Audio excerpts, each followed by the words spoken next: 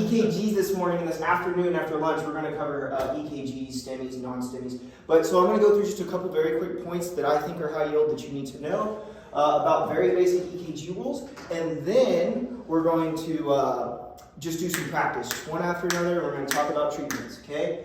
So this is kind of the game plan. It's really not this word, it's what I just said. But one thing I need you to know is if I put a stop sign on the slide, it's stuff that I'm teaching you. I think it's good to know, but it's probably low yield. Now with that, I'm not writing your exam, so I'm not saying it's not going to be on your exam, but it's for me to create a point to lead us into our next discussion is why some of these things are on here, okay? So here we go. Let's talk about the basic electrocardiogram. So we talked about earlier, it starts with the SA node, goes across the Bachmann bundle to the left atrium, down to the AB node, kind of spins around and holds on there, and then it goes down through the bundle of his, through the left and right bundle branch block, into the Purkinje fibers, and that's what's happening here, okay? There's a few things I want to talk about. The first one is the SA node and the inherent rates of these, okay? Does anybody know what the SA node's inherent rate is? 80 to 100. No? Good guess. It's 60 to 100. Okay? So these inherent rates become inherently important as we move forward, okay? So the SA node, its inherent rates is 60 to 100. So if someone has a heart rate of 102, but it's a sinus rhythm, what do we call that? Okay? If someone has a heart rate of 58, but it's a sinus rhythm, what do we call that? Sinus bradycardia. Good. Now, the next one is the AB node, and we talked about this quite a bit. But the whole idea is it allows around 100 milliseconds, which is about 2 boxes, to allow ventricular filling. Okay, again, when the ventricle opens up, it has to fill up with blood before it would squeeze and be an effective pump. So if the whole heart, top and bottom of the heart, just slam together all at once, not effective pumping. And then of course there's pathologies where this gets messed up, but that's our AV node. Now, interestingly, the AV node is located at the junction of the top and the bottom of the heart. So when the AV node gets jacked up, what do we call them? Junctional rhythms, okay? So that's the reason it's called a junctional rhythm. So real quick, what's the inherent rate of the AV node? 40 to 60. Good, 40 to 60. So what if someone has a junctional rhythm, but the rate's 70? Accelerated. Now what if it's 102, but it's junctional rhythm? Junctional tachycardia. Tachycardia is always over 100. Okay? Can you repeat that? I'm sorry. Yeah. Tachycardia doesn't matter if it's a junctional rhythm, an atrial rhythm, a sinus rhythm. If it's over 100, it is tachycardia. Okay? Now, the ones below that is where it gets a little bit more tricky. But it's a hard and fast rule. If it's over 100, it's tachycardia of some type. Okay? Now, let's talk about the last area, the ventricles. Does anybody know the inherent rate of the ventricles? 20 to 40. 20 to 40. Good. Now, why does this become important? It's this phenomenon, and this isn't me being fancy, of something called cardiac escape, okay? So when the SA node fails, then the loudest guy in the room will take over and the AV node will take over. It's like, fine, I'll do it. But the inherent rate of that is 40 to 60. And then when the AV node fails, then the bottom of the heart, the ventricles will take over. And what's the inherent rate of that? 20 to 40. This makes a lot more sense when we talk about heart blocks, especially a third-degree heart block. But this whole phenomenon of cardiac escape, students get lost in the sauce on that, and it's very important to understand that when we talk about like pathologies and especially treatments. So let's talk about the basic EKG. Very basic. You may know this, you may not. So it's a review. So P wave. Then what does it mean? Atrial depolarization. Good. Okay. P wave should be upright, uniform for every QRS complex. Those are the words I use. It'll make more sense here in a minute. So the PR interval then should be how long?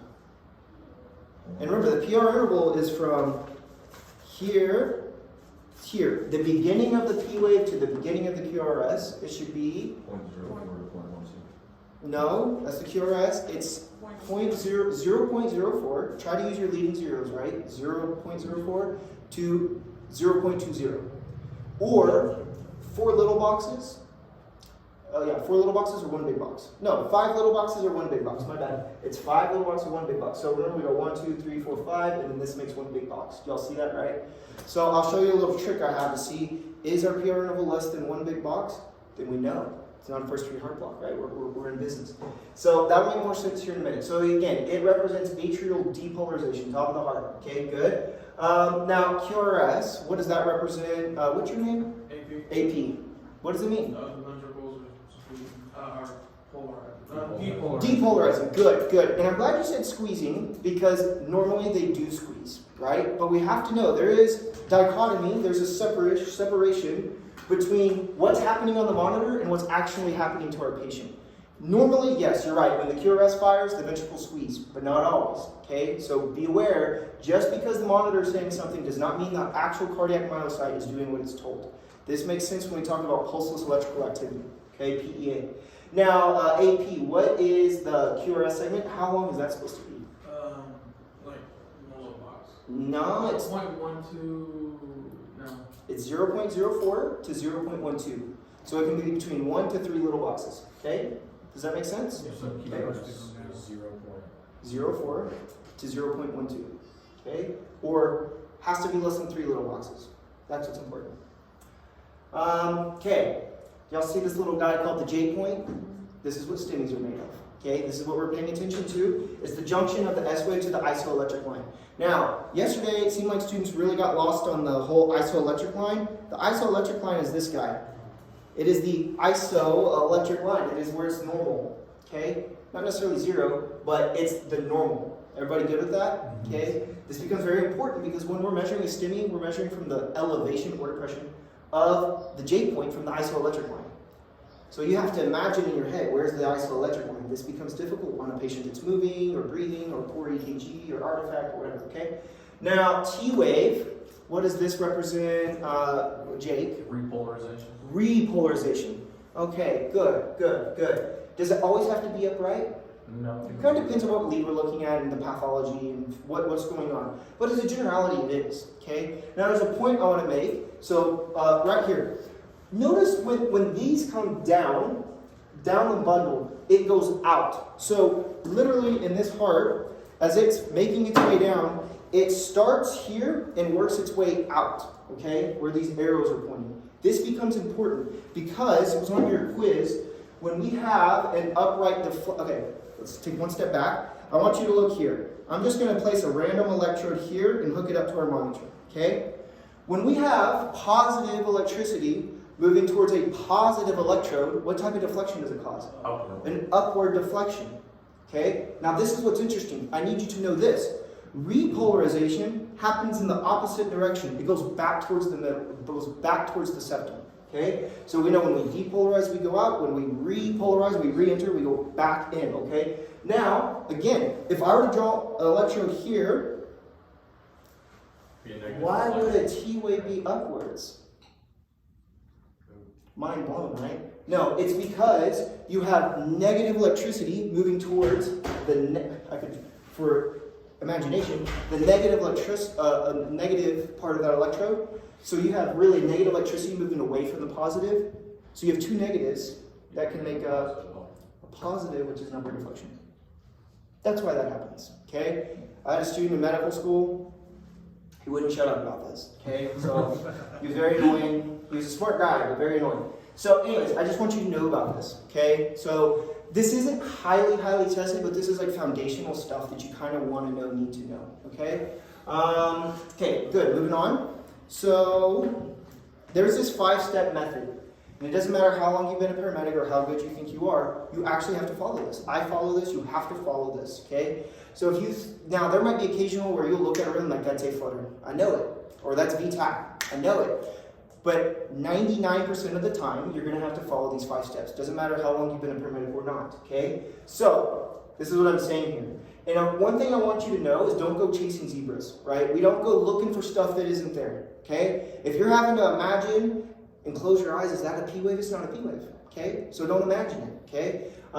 Students get really lost on that because they'll be like, no, Hunter, that's not a fib. Look, there's a P wave there. And I'm like, yeah, but is it across the entire strip? Upright, uniform, before every QRS? No. So don't go chasing zebras, okay? Students do this, and they love the weird, funky diagnosis and picking weird sounding stuff, okay? So there's these 5 steps we go through, and we're going to get some reps on this to where it'll become more natural with someone guiding you, saying, okay, what's the rate? Is it regular? What's the PR? What is the P wave? Is it upright for every QRS? What's the PR interval? Is the QRS less than 0.12? Okay, what's our diagnosis? These are the 5 algorithms, or the 5 steps to get to the correct diagnosis. You actually have to follow this. It'll make more sense as we go on, but I can't recommend this enough. If you're not doing this, start today. You're doing yourself a disservice, because here's what's going to happen on the National Registry. You may not know this yet. They're going to throw you a strip, and they're going to say, what is it? Say flutter. What's the treatment? It's this, this, and this. Okay, good. Here's the next one. It's a 12 lead. What is it? It's a STEMI. What's the treatment? It would be this, this, and this. And they're going to do that in timed. It's called static and dynamic cardiology. They have another one where it's just on a monitor. They'll just go across the monitor, and you have to be like, oh, that's VTAC. What are you going to do? You have to do it. Okay? You actually have to do it on the monitor. So, those become wildly important to know these. This doesn't go away. This is the most difficult part of paramedic school. In fact, I think 3 leads are much more difficult than 12 leads. But the reason we're doing this before lunch, we're going to get some reps in, is you have to walk before you can run. So you have to be good at these before we can go on, okay? So don't get discouraged on this. This is something that takes lots and lots and lots and lots of practice, okay? Moving on. So, there's this book in medical school, we call it the Bible. It's called USMLE First Aid. And it's a real meats and potatoes type book. So I like it, and I think it can be helpful for paramedic students sometimes because it's just so condensed. Like, here's what you actually need to know to go pass your test. So it becomes useful. So there's these things called narrow complex tachycardias. Okay? And if we break down what that means, narrow complex tachycardia. So it's the QRS is less than 0.12, and it's fast, it's above 100. Okay? So that's what that means. So these are also sometimes called supraventricular tachycardias, which quite literally means supra, above the ventricles, or in this case, arrhythmia or tachycardia. Okay, so just be aware of that. SVT tends to be more of an umbrella diagnosis, but it doesn't have to be. Okay, we'll talk about that. It'll make more sense in a minute. Now, atrial fibrillation, people call it AFib. But when I say the word fibrillation, what does that mean to you, Jesse? What does fibrillation sound like? Like shaking? It means quivering, yeah, shaking. Like the top of the heart is literally just quivering. And when we have VFib, the bottom of the heart's just quivering. It's just literally shaking, it's not pumping, okay? So you end up with, like, if I were to take these QRSs out, what does this look like? It almost looks like a VFib, because in fact the top of the heart is quivering, and it makes sense. The top of the heart, very thin muscle, so it doesn't take in a lot of electricity. General rule of EKGs: the more muscle it has to go through, the bigger it is. Okay, this will make more sense on 12 leads. But the bigger the muscle, the bigger the electricity it requires. Okay, so a very buzzy word they'll give you sometimes, especially on exams, is irregularly irregular.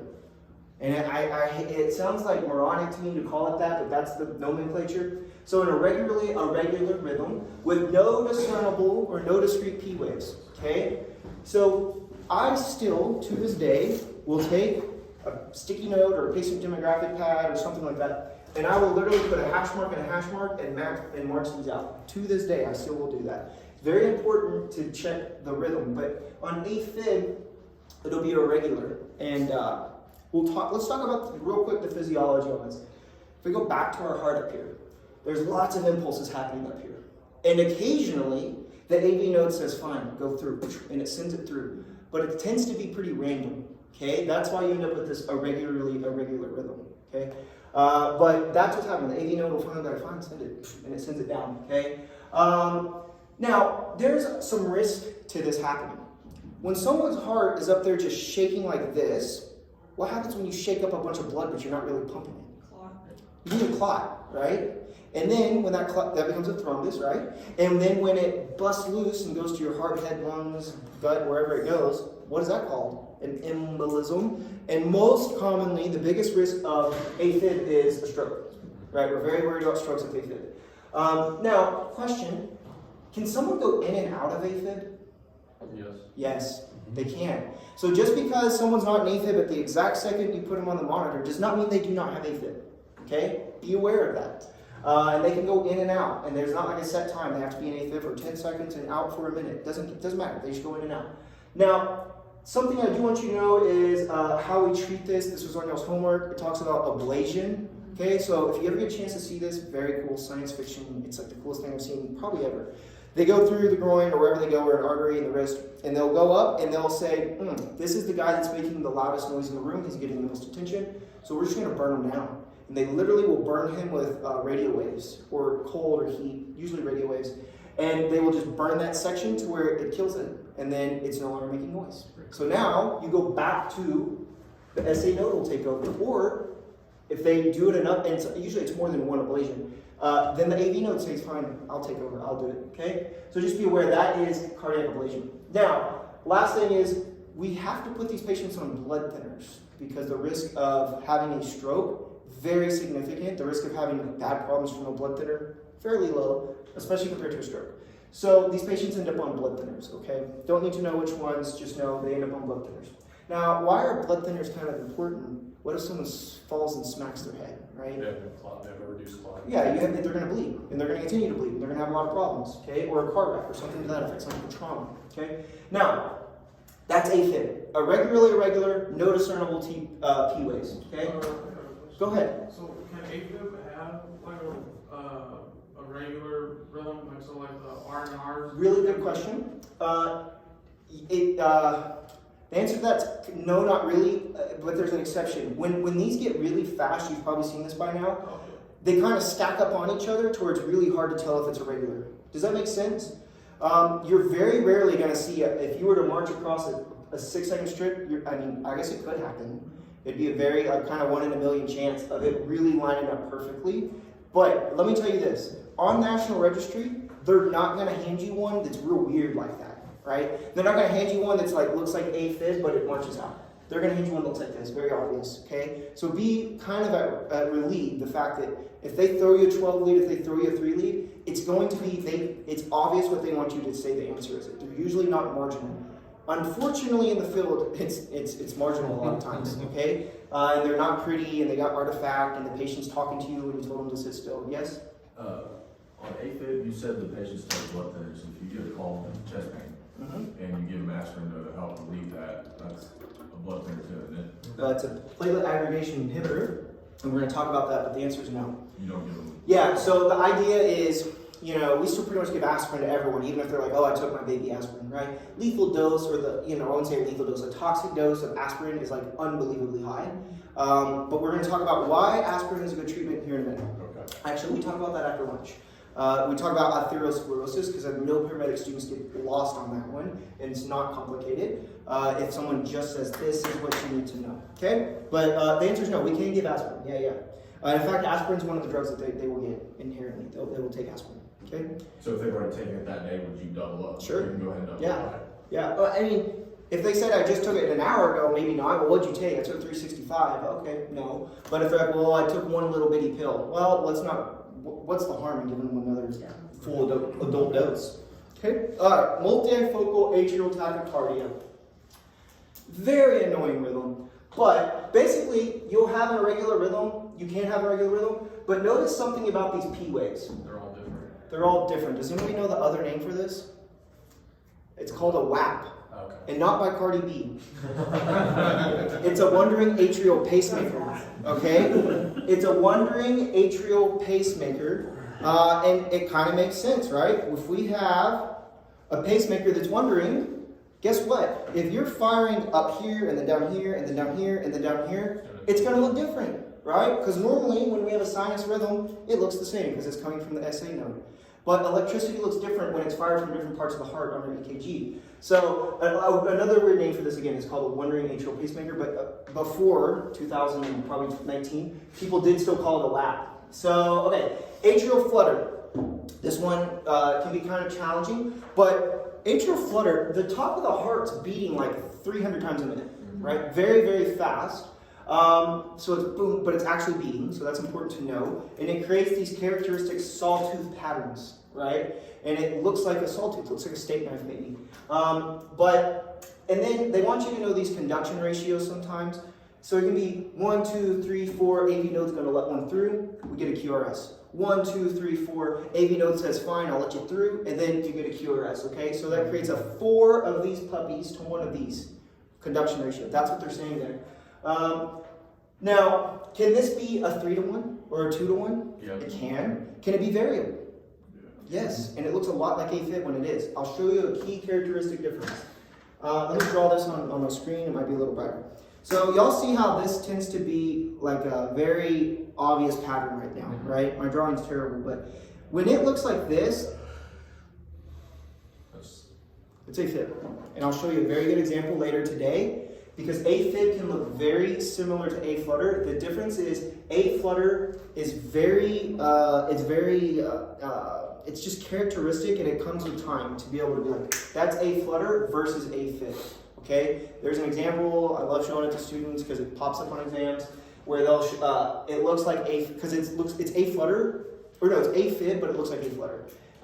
It's a regular, and yesterday I just had the students, raise your hand if you think it's AFib, raise your hand if you think it's A flutter. They all got it wrong, because they think that it has to look like this. But when it looks like this, where you might have like what looks like an F wave, and then some weird squigglies, and some looks, and some squigglies, right? They're difficult, comes with practice, okay? Same thing, we treat this with ablation. They'll go in there and say, nope, you're being too loud, and they'll just burn them up. Now, paroxysmal supraventricular tachycardia. Does anybody know what the word paroxysmal means?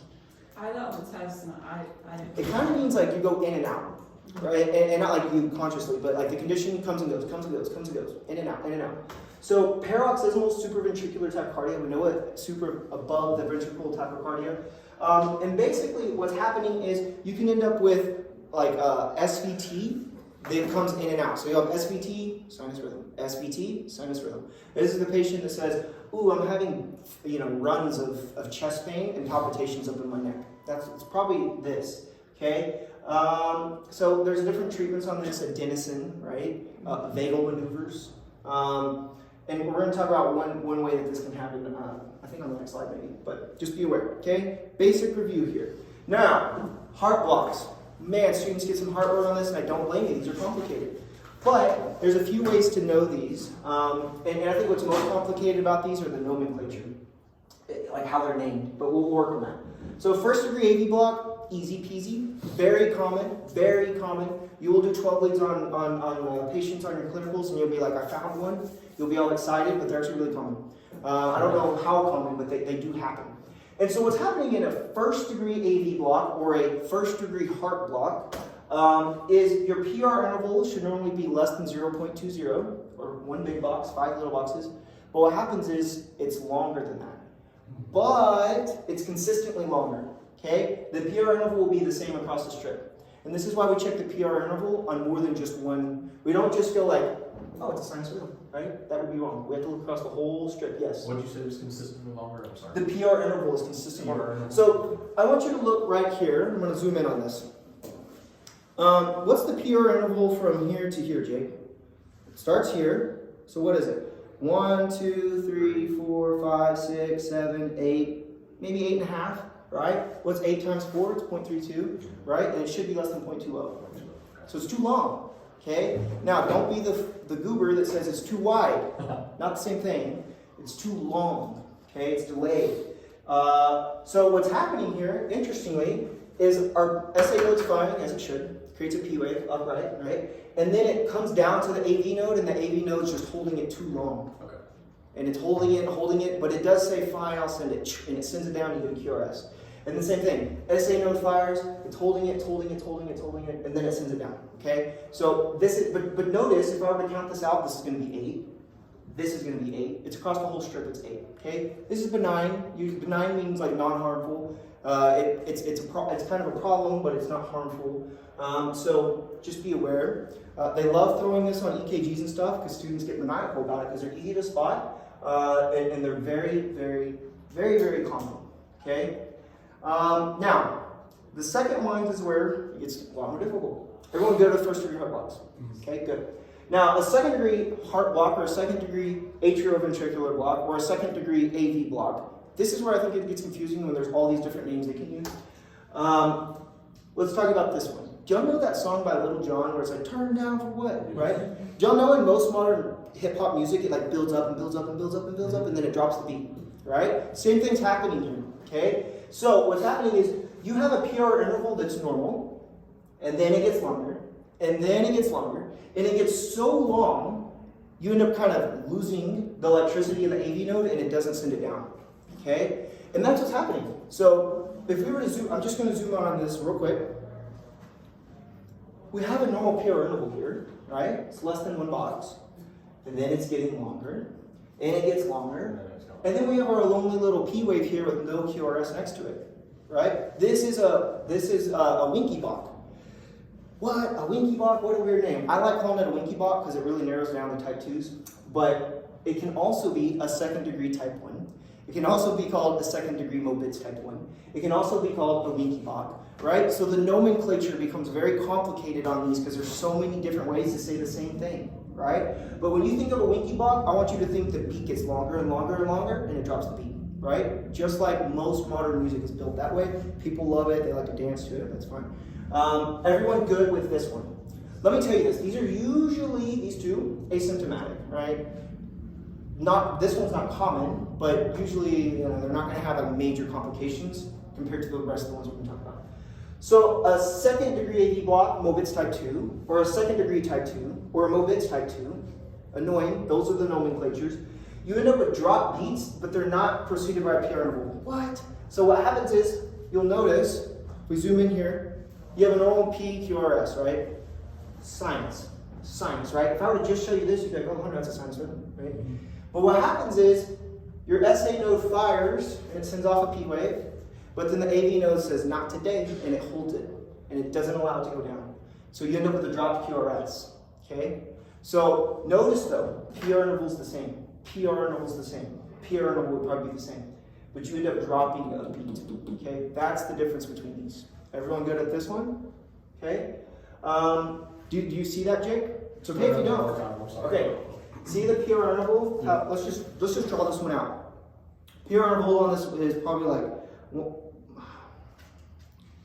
man, I broke it. No, let's just do it. 1, 2, 3, 4, 5.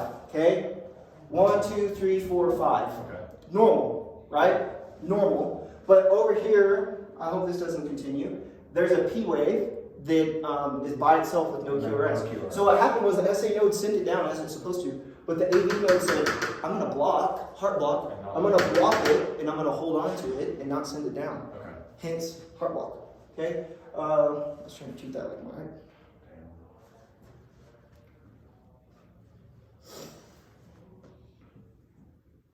Okay, we're back in business. All right, everyone good at that one? That makes a little more sense now, yeah. Yeah, and we'll get some reps on these to where hopefully it'll make more sense. Will Okay. the waves always be in a consistent interval? Good question.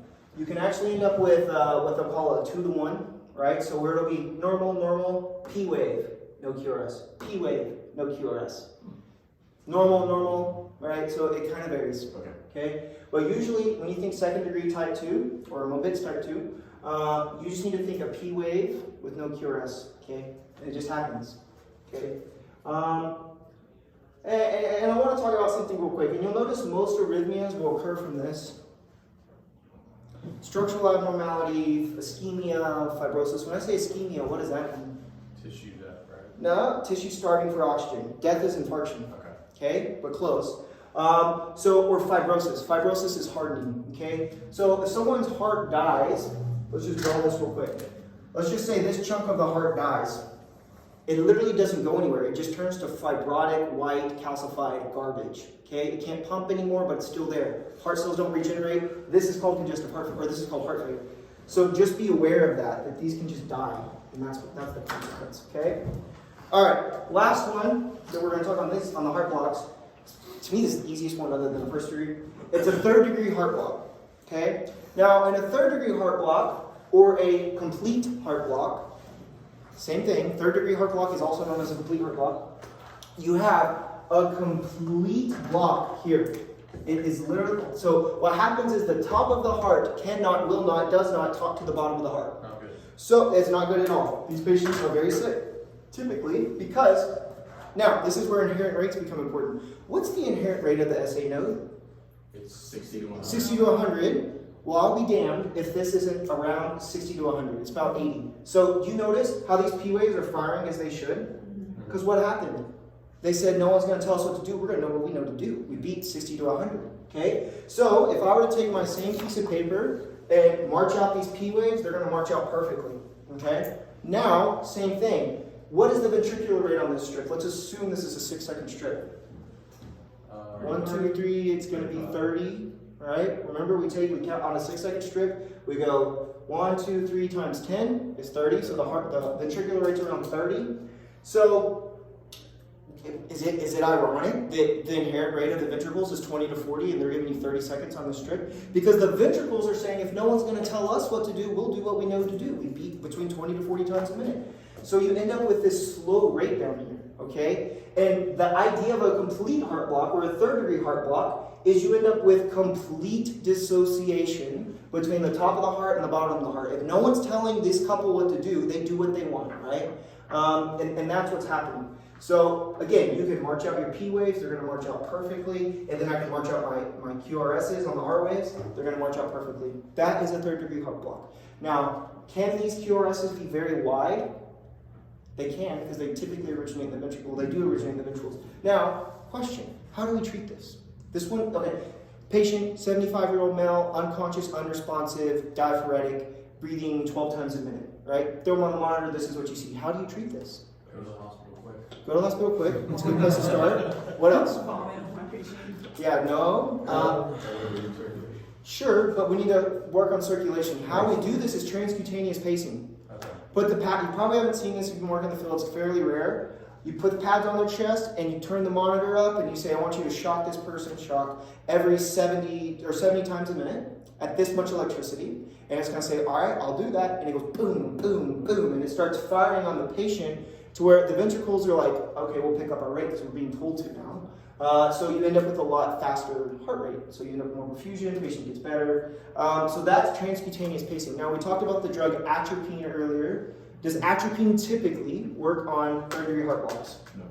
No, because atropine works specifically on the SA node, the AV node. So if this is broke, it can't get down to the ventricles to increase the ventricular rate.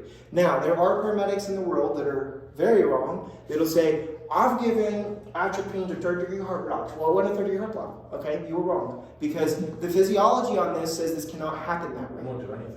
It won't do anything. Well, actually it will. It'll increase this. It'll increase your P waves. Okay. Because remember, it acts up here, but it can't go below there. Okay. So it increases your P waves. And is that necessarily helpful to a patient? No. So again, don't do it. It's silly. It's goober medicine. We don't practice goober medicine. Okay? We're going to talk about Von Branch's block next. We only have a couple more slides and we'll take a break. So, a premature atrial contraction. What does premature mean to you? But it's happening Before it's before supposed Too early, like a premature kid or whatever. Atrial, up in the atrium contraction. So what can happen is, notice how this P wave looks pretty consistent to this P wave, and this one looks just slightly different. This is the greatest example. But you end up with a premature atrial contraction. Now, what if this P wave right here was inverted? What rhythm would that be? PJC. Good. Premature junctional contraction. Because what's the junctional rules? No P wave, an inverted P wave, or an inverted P wave after the QRS. That is the junctional rules when it comes to P waves, and those are important. We're going to talk more about those. But, okay, this can happen due to caffeine. It can happen to stress. In fact, we're all worn out, right? And shout out, everyone in here is consuming caffeine. So caffeine causes this, and this is the same thing with a little bit of irritability, excitability, bladderotropia, if you want to get real fancy, right? It can increase the irritability of the myocardium, the myocyte, and you can end up with these random beats. So what a PVC is the heart will just randomly, you're just beating and beating as we should, but this little guy up here will say, no, my turn. And that's why the P waves will usually look different, because it's somewhere other than the SA node typically, okay? Now PVC, same thing, you're just beating along, and this guy says, I'm irritated, I'm on a screen, and it hits it, and then boom, you end up with a wide and bizarre complex. So, again, normal P wave QRS, wide and bizarre is the word of the day for PVCs. They look wide and bizarre, they look weird. They're out of place. Now, question, do you always feel a pulse on these? Do these always so you're going to feel a pulse here and a pulse here, you will probably feel a pulse here, but not always. You're going to feel a pulse here, you're going to feel a pulse here, but do you always feel a pulse here? I'm going to say no. Yeah, the way I'm wording the question, no, right? But The way he's leading us. yeah, I'm leading you to say no, not always. This is why it's important when you're on your rotations as a paramedic. I want you to grab the radial pulse and I want you to look at the monitor. And I want you to see, is there a pulse lining up on every R wave? Now, can you have a pulse on this? Yes, you absolutely can. Will you always have a pulse on this? No, not always. Well, why not, Hunter? Good question. Because the PVC, you're not allowing effective filling time of the ventricle or the atrium because it's happening so early. So even though the myocyte might actually be clapping, there's not enough blood to make its way down to the radial pulse. Okay, another example is this could just be simply electricity with no mechanical, that would be more rare, but this could just be simply electricity with no mechanical action. Everyone good at that? Kind of like PEA. Yeah, I mean, yes, technically, but yeah, the PEA word's scary, but yes. So that's the PVC, okay? Now, this one, I added in here, it's more of like a trauma lecture or something to know, but there's this pattern that examiners tend to like called electrical alternans, and that's this. So we are reminded that the heart sits in our chest like this, right? And here's a good exam question. If someone were stabbed in their fourth intercostal space, parasternal, para next to the sternum, what part of the heart's going to get stabbed? It's yeah, you're right, the pericardial sac, but the right ventricle. The right ventricle is sitting up here, okay? Just something to know.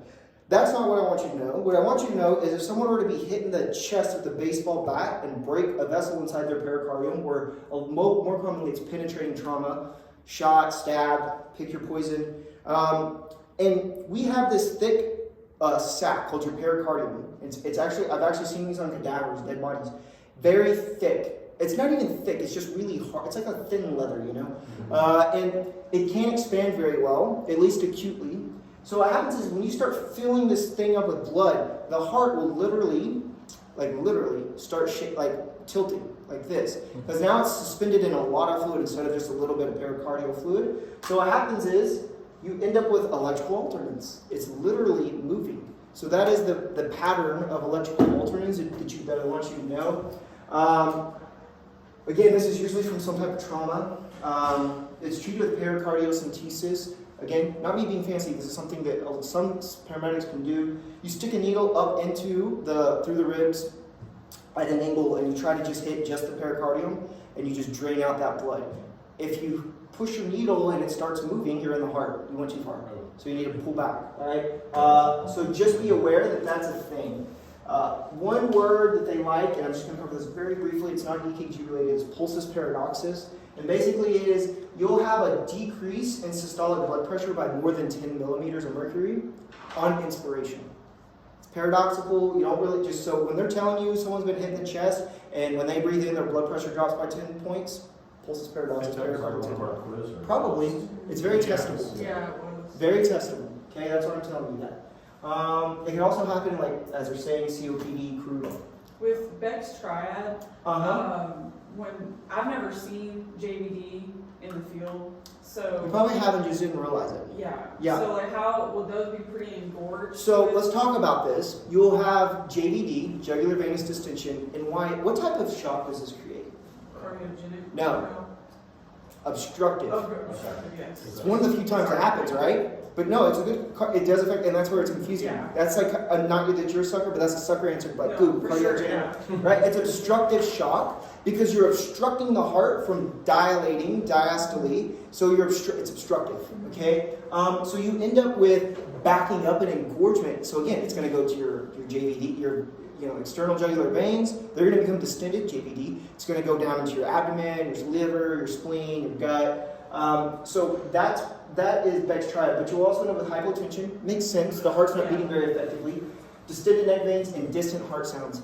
I love it when people are like, well, they got like you know what normal heart, like as a paramedic, like I know what normal heart sounds are. So, but they'll say it's distant, or the other word they'll use is muffled heart sounds. Okay, it sounds like they're underwater because they're under blood. They're underwater, so it's not good. Will they be more distended versus like another, like since it's no, so JVD isn't specific to cardiac tamponade. Again, like I've said, if you watch me sing some Mariah Carey, I'm gonna have JVD, right? Like they're gonna stick out, right? When I hit those high notes, you can see this in singers. So it's fairly common. And in fact, I don't want to do it. I don't want to pass out, but like you could like kind of block this off, and it's gonna start building up. Okay.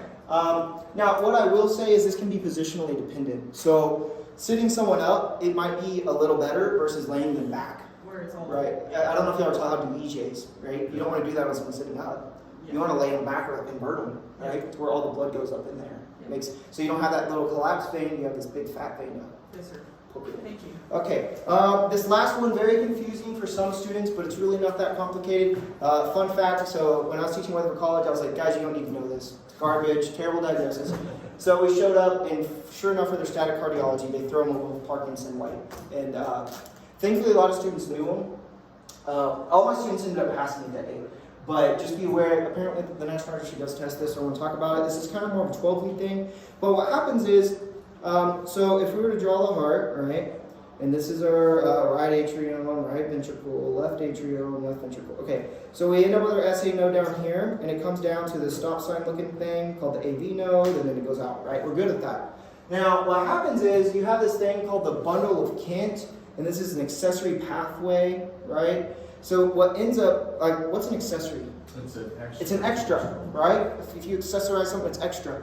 So you end up with a pathway that goes off of the SA node, and instead of stopping in the where it's supposed to stop at the AV node, the stop sign, it bypasses it, and it goes down here. And when it goes down here, it tells the ventricles, "Here's your impulse, go and fire." So what happens is you end up with something called a delta wave, and it's a slurring upstroke of the Q wave or the R wave. I'm sorry.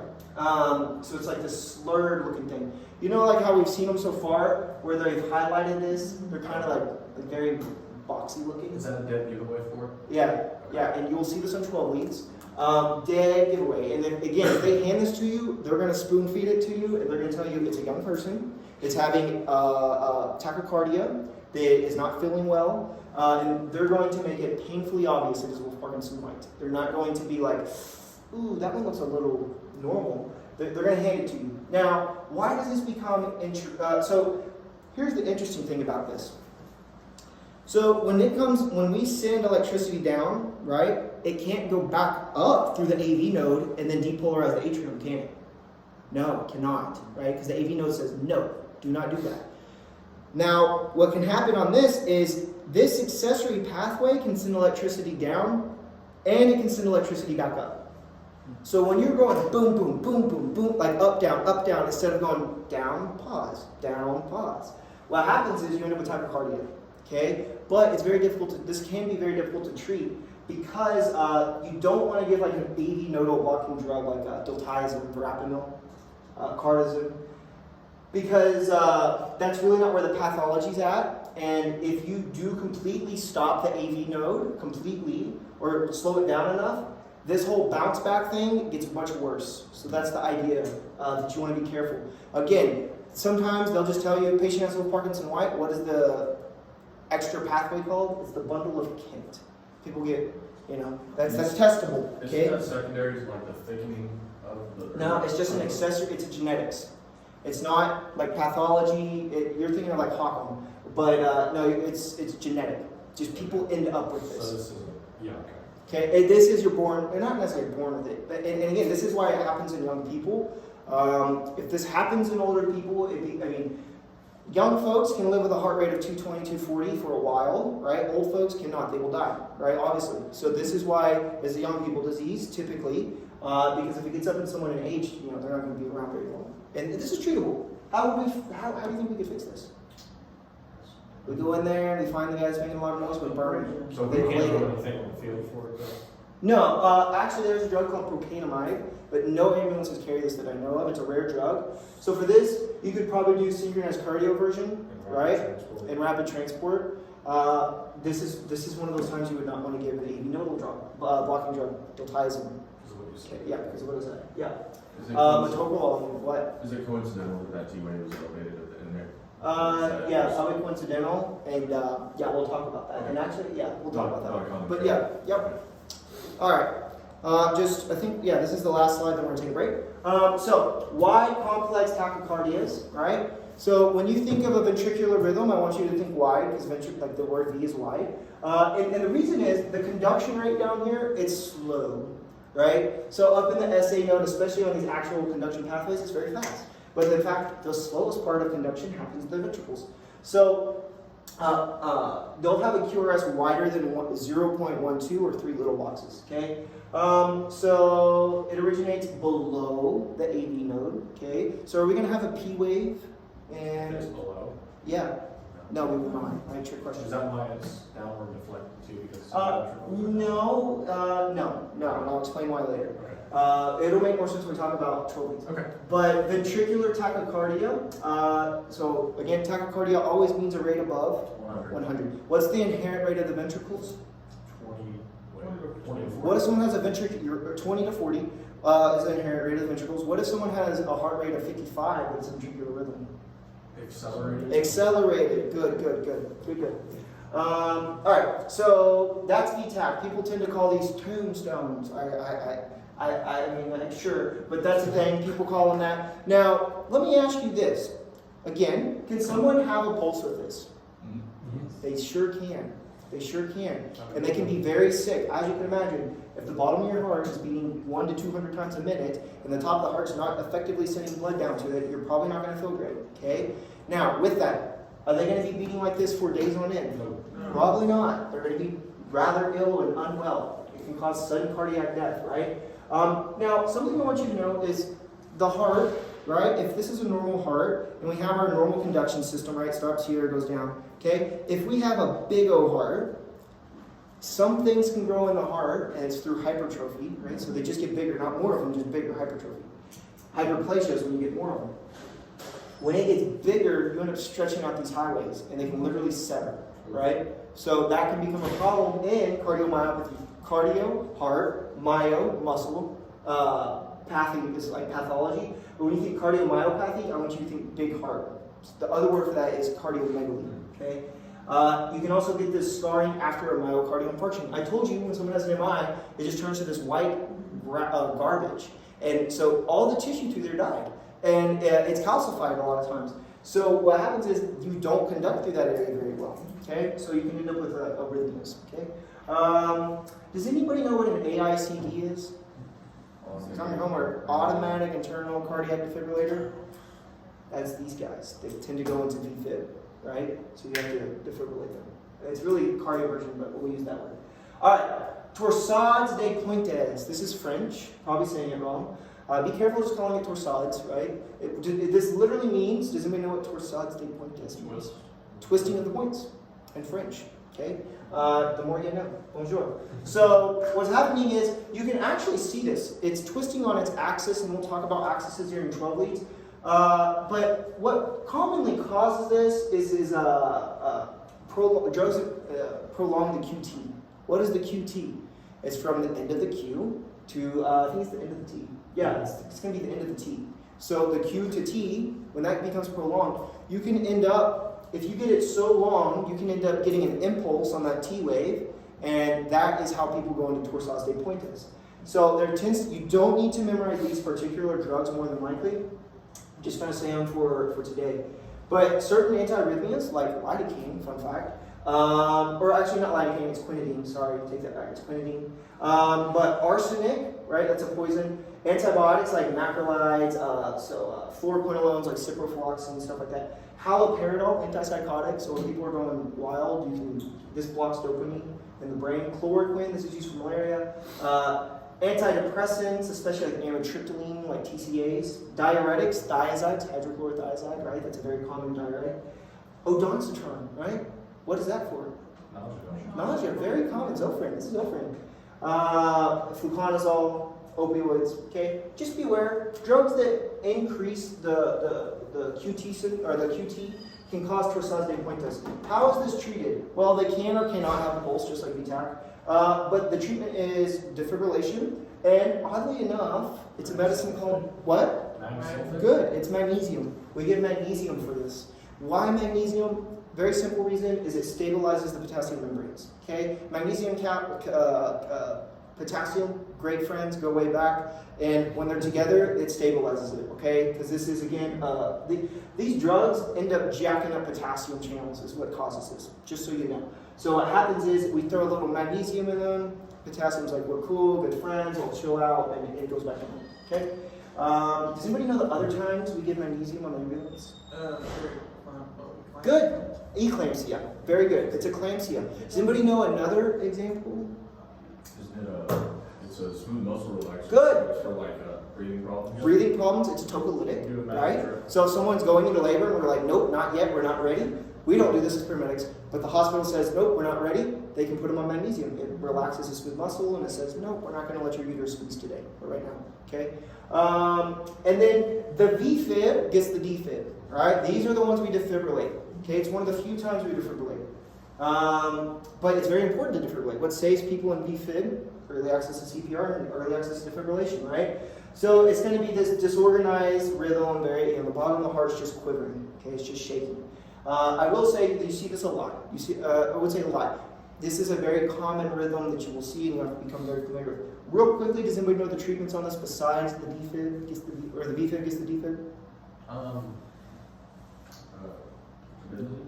No, that's all right. So I'm going to send y'all a piece of paper later that has these cadences that you're going to need to know for static cardiology. Because what you're going to want when they throw you a VFib, you're going to want to sit back and be like, okay, this is going to be CPR, ventilation, advanced airway placement. You're going to defibrillate at 200 joules. I'm going to start IVIO access. I'm going to give epinephrine every 3 to 5 minutes, 1 to 10,000, 1 milligram. And I'm also going to give the loading dose of 300 milligrams of amiodarone. Yes, you will actually have to recite that. That is what you're going to want to say. But why did I pick that exact cadence? It's a cadence, so it's memorizable. So when we're under stress, we can just go back to what we know, and it's the quickest one, right? There's other options like lidocaine and amiodarone, and then these drips and all this weird stuff. So for me, I picked the easiest ones, put them on there for my students away from college, and that's what I had to memorize, and they did very well. So this is the VFib against the DFib. It also gets amiodarone, okay, which relaxes. Again, it's kind of like magnesium, but it soothes the membranes. It says, cool it off. You need to calm down.